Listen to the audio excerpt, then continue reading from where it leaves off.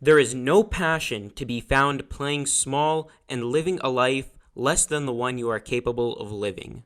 Nelson Mandela.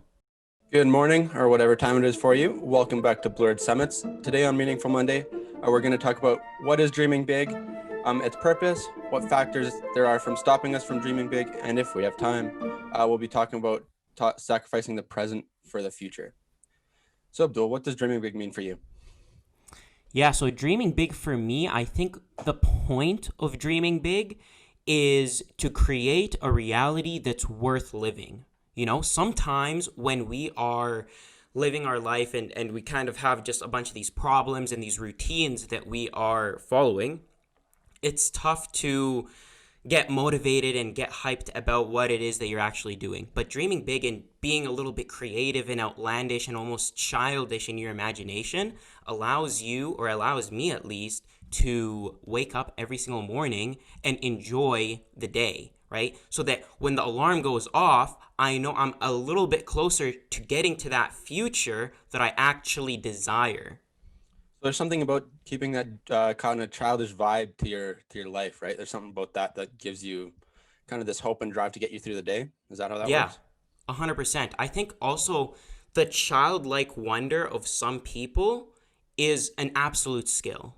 It's an absolute skill to look at some very simple stuff and be amazed by it. To Yep. have an imagination where you're just completely outlandish. I think that's how innovation happens in the world.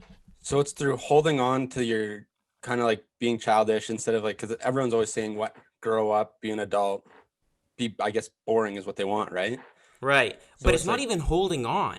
It's not about holding on because, by saying you're holding on to something, it feels like that thing is slipping away. Do you see what I'm saying?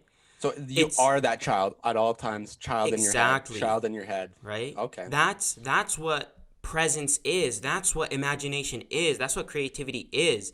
It's not about holding on to this thing that's leaving your grasp. It's more about being that thing all the time.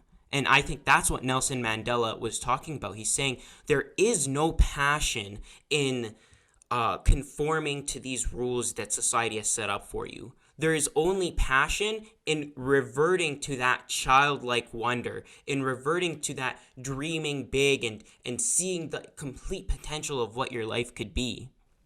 So is dreaming big, is that focusing on the end goal, or are you able to still enjoy the journey kind of along that dreaming big sort of thing? Or is it just kind of that's the thing that just gets you up and then you can kind of forget about it as Mm, you go on there? yeah, that's an interesting question. I think definitely dreaming big has to.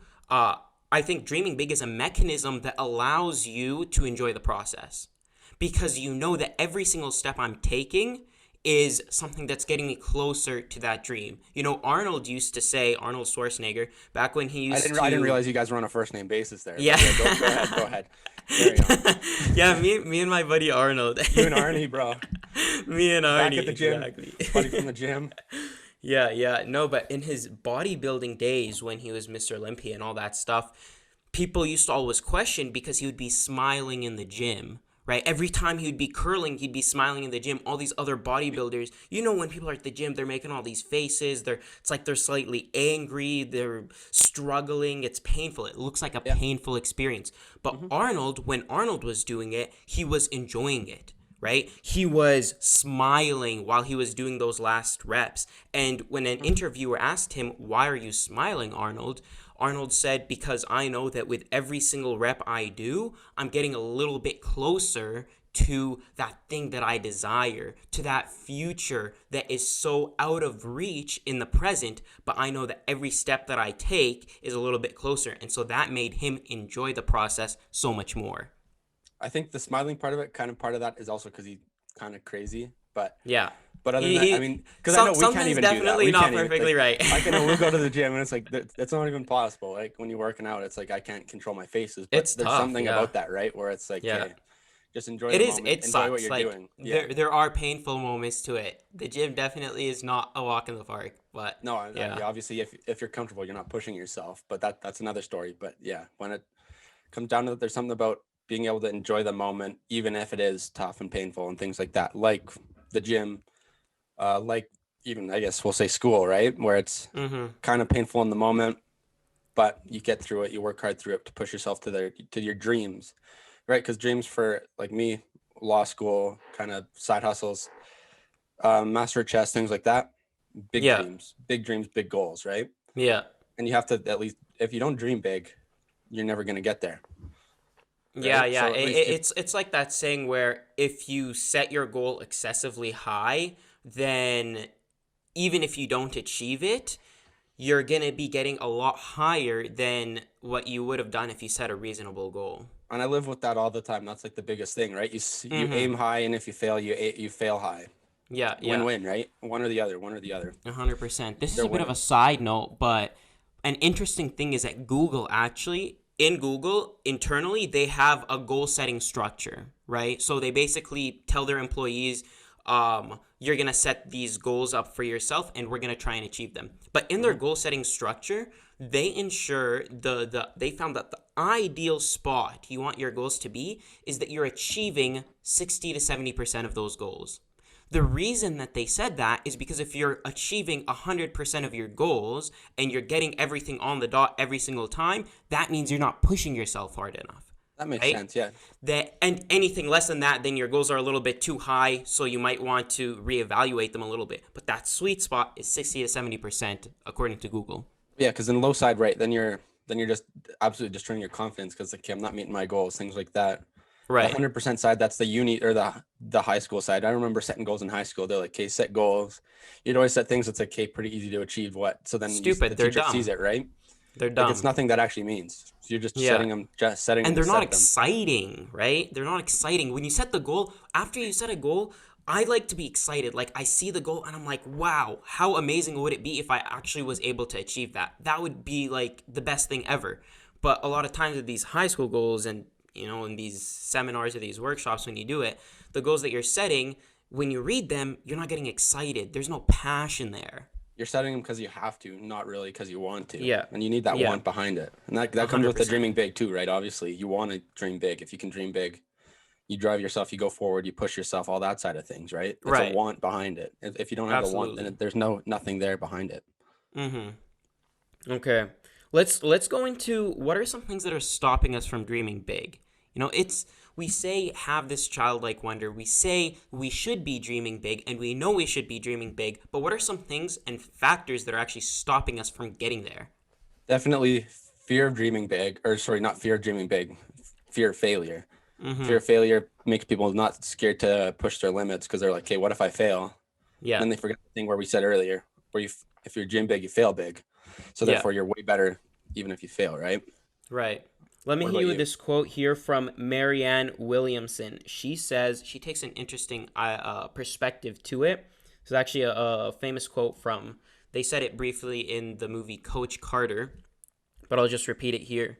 She said, "Our deepest fear is not that we are inadequate. Our deepest fear is that we are powerful beyond measure.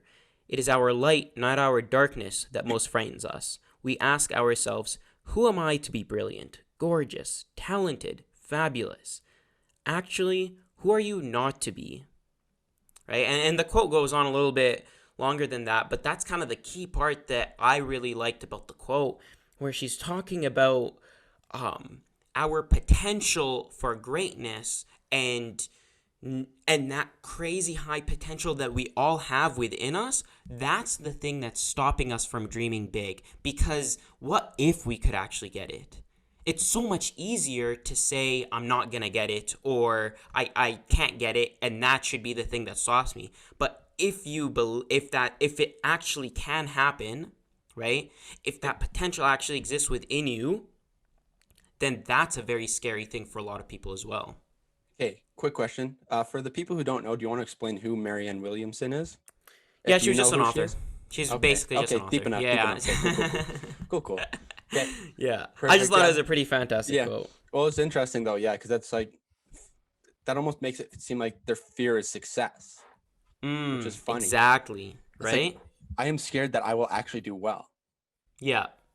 Which, if we think Why is it? about it, oftentimes that's the reason why. Because it's so much, I think the reason why is that it's so much better to tell yourself you can't do something. because it's easier to Because you can have the believe that you plan. You know can't what's do next. something. You know what's next, right? Exactly. You know If you what's succeed, next. Exactly. what happens? It's like, oh no, I got my dream. What do I do now? What do I do What do now? I do I don't know. now? Plus, it's like a scary thought that you could be the best. You know what I'm saying? Is that it's so much easier to tell yourself, oh, I can't be the best because of X, Y, and Z.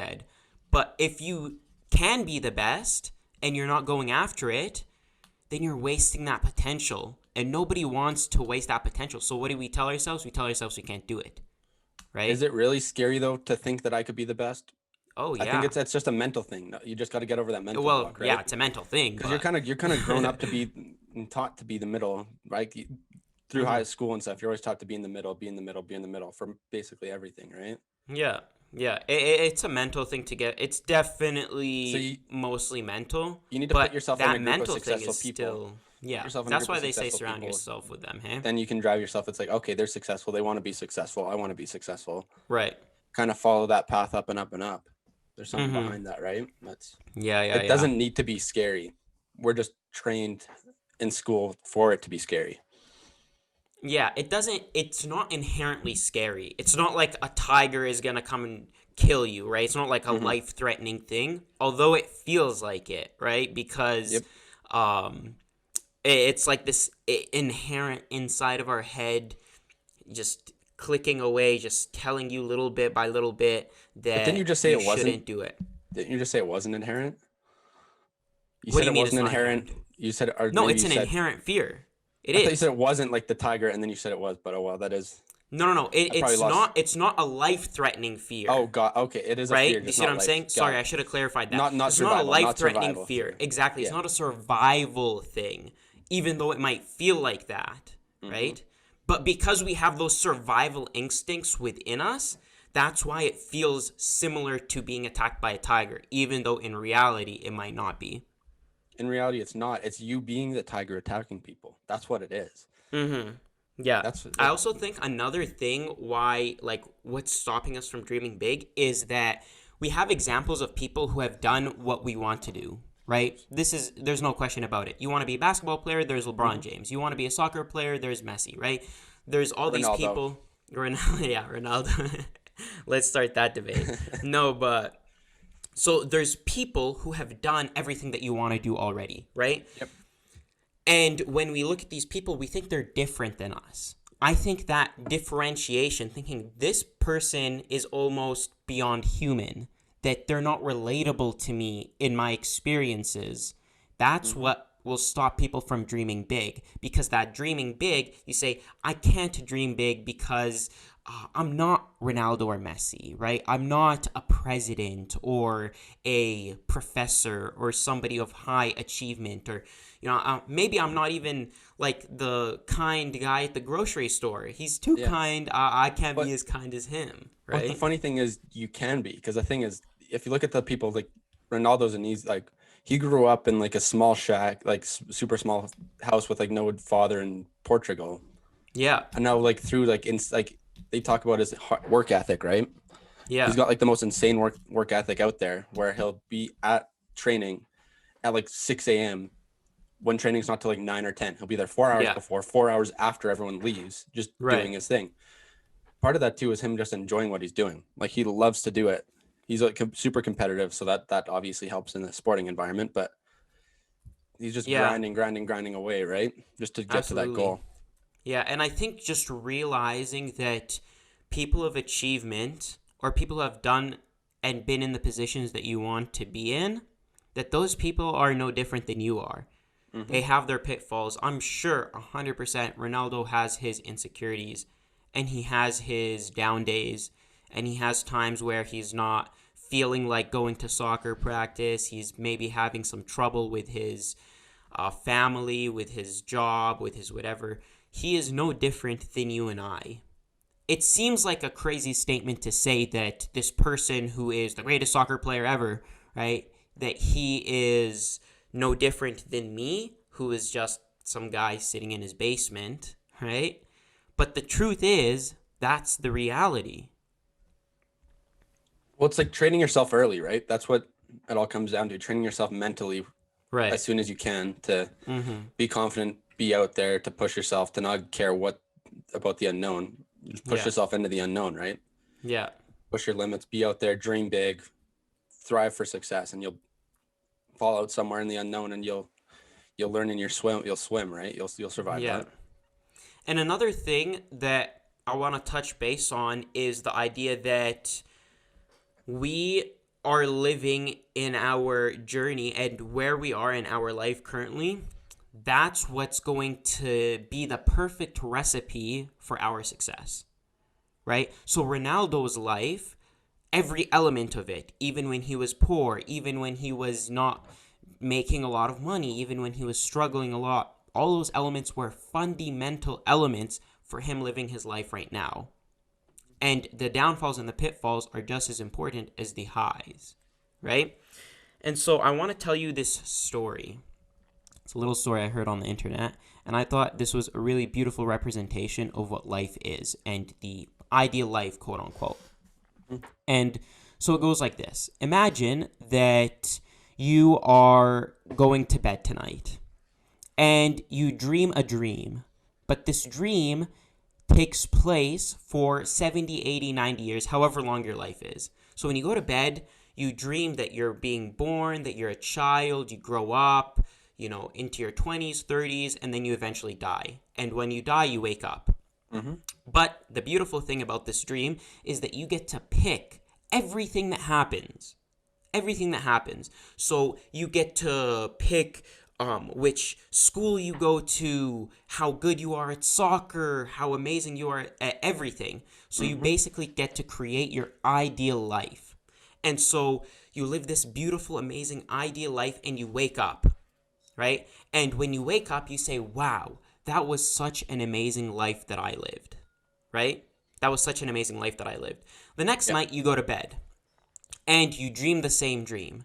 But tonight, you decide to change things up a little bit. You choose a different path. When you wake up, you realize what? Wow, this was such an amazing life that I lived. It was just as amazing as the first time. Even though I changed some things, it's just as amazing. And you Mm-hmm. continue this for a couple nights, a couple of weeks.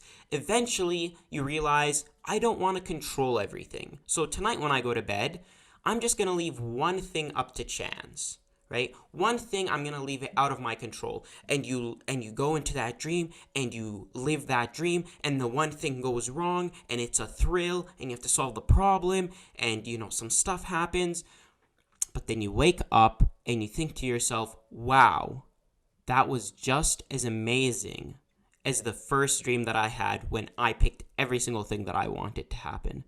So you continue that for a series of night, and each night you get a little bit more adventurous. You leave one more thing up to chance, leave Mm-hmm. another thing up to chance. And the story goes that you continue this, and eventually you will have a dream that is the life that you are living right now.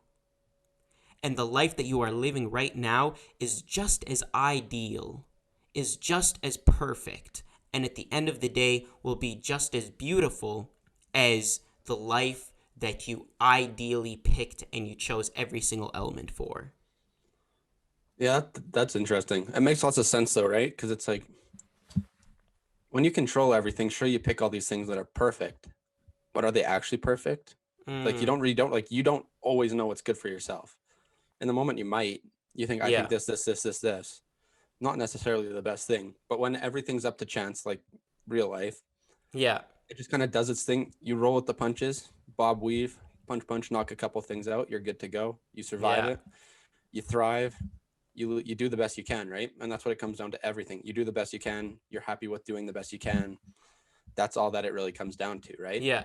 And the beautiful thing is that even though it might not be that quote unquote idealized life that you thought, it is just as meaningful, right? It's Yeah, like just as passionate, it's just as big and amazing and successful as that life. yeah, I mean, sure, you might not have as much money necessarily in the one where whatever you might have it, not have as much money, might not have the biggest house, might not have the nicest car, but Mm-hmm. everything you got there is good enough for you because you're doing what you're doing, right? Yeah. Like you don't need, like you never really need like a Lamborghini. You don't need a fucking 30 room house to be happy, be successful, be all these things, right? Right. I think that's what Yeah. that story sort of shows. You live the Absolutely. life with what you have. Absolutely. You're grateful for what you have because you worked hard for it. You got to where you needed to be for it. Yeah. For sure. For sure. Okay. Awesome. Let's wrap up this episode with Nelson Mandela. Right. Nelson Mandela's life was one of great struggle, of great struggle in the pursuit of personal freedoms and liberties, right? Nelson Mandela is a person of great achievement. Nobody is going to deny that Nelson Mandela um, lived small, right? He lived big, and he really went after the things that he desired. And even though he had those ups and downs, when we remember him as somebody who has lived a very passionate life, person who has lived a very big life, and we hope that we can add that meaning and those lessons and those understandings in our own lives. Is there anything else you want to add, Hudson? No, I think that wraps it up. I think we touched on most of the topics we said we would at the beginning of the podcast. Yeah, so hopefully you guys enjoyed today. Feel free to check us out on Spotify, Apple Music, or sorry, yeah, Apple Podcasts, Google Music, YouTube. We're kind of out all over the place. We're out on Instagram, TikTok. We've got things on Twitter as well. Feel free to check us out on all our socials there. We're posting stuff on the regular, trying to keep up with everything.